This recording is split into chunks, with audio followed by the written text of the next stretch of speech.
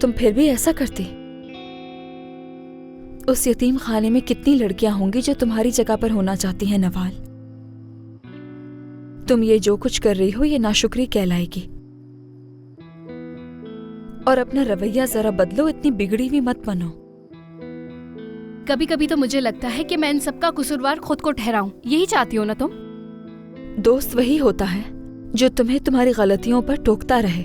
और अगर तुम्हें ऐसी दोस्त चाहिए जो तुम्हारी गलतियों पर तालियां बजाती रहे तो मुझे बता दो, मैं चली जाती हूँ। मेरा वो मतलब नहीं है, तुम जानती हो।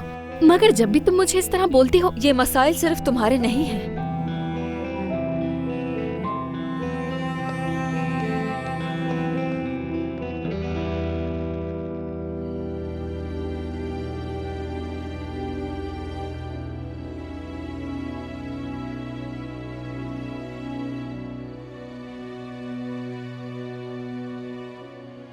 समझ नहीं आ रहा कि ये आदमी कौन है।